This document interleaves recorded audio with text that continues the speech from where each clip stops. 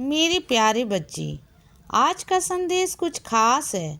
इसे ध्यान से सुनना मेरे बच्चे।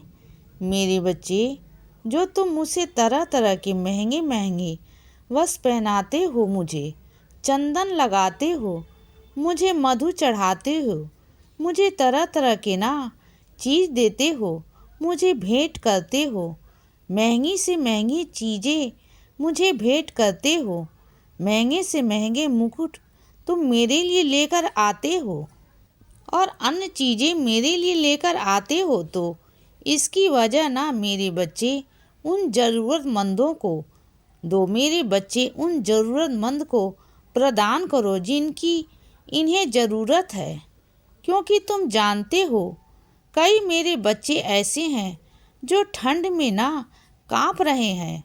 मेरे बच्चे, जिन्हें बहुत ठंड लग रही है और वह बिना खाए पिए सो जाते हैं। मेरे बच्चे, रास्ते में ऐसे ही मेरे बच्चे अगर उनके पास जाओगे तो वह तुम्हें बहुत आशा की नज़रों में देखते हैं। तुमसे कहते नहीं, तुमसे मांगते नहीं, लेकिन उनकी उम्मीदें तुमसे टिकी होती हैं। तुमसे इस दुनिया में जितने भी लोग हैं सब पर टिकी होती हैं कि काश कोई आएगा साईं माँ का बच्चा, कोई आएगा ईश्वर का बच्चा जो उन्हें कुछ देकर जाएगा और उस चीज़ से उनका पेट भरेगा। बस वह इसी आस में रहते हैं, तो उनकी सहायता करूँ ना।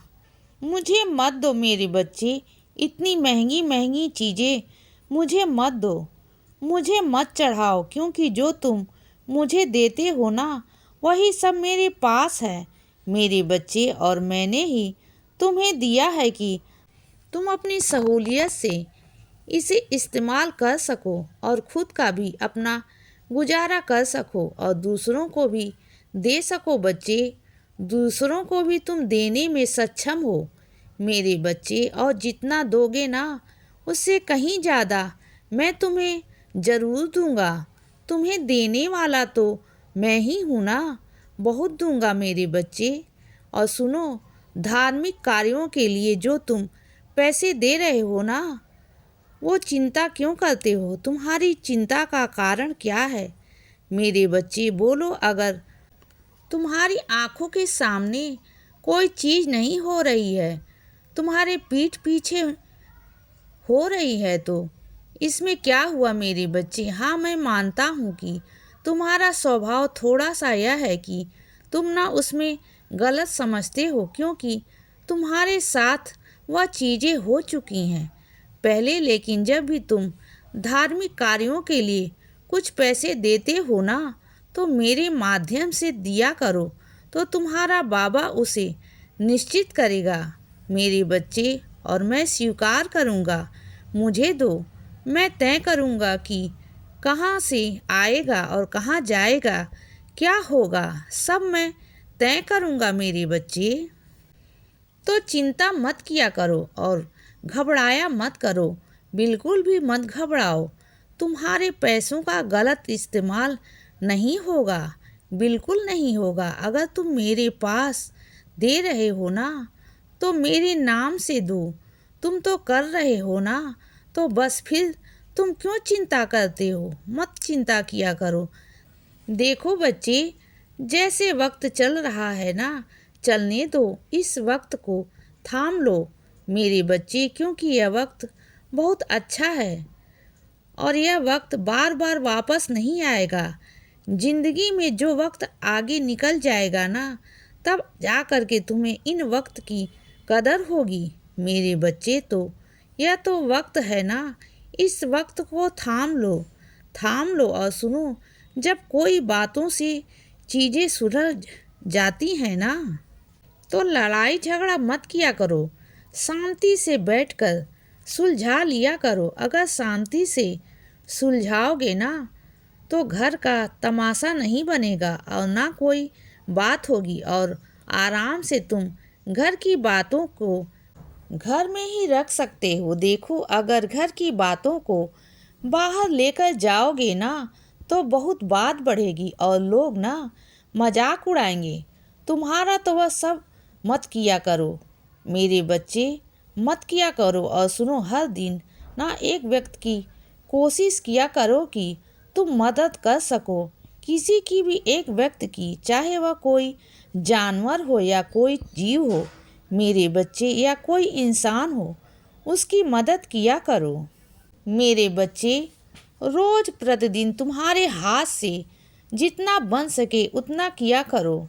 मैं ना तुम्हें एक वक्त में ऐसा बनाऊंगा कि तुम हजारों लाखों लोगों की मदद करने में सक्षम रहोगे।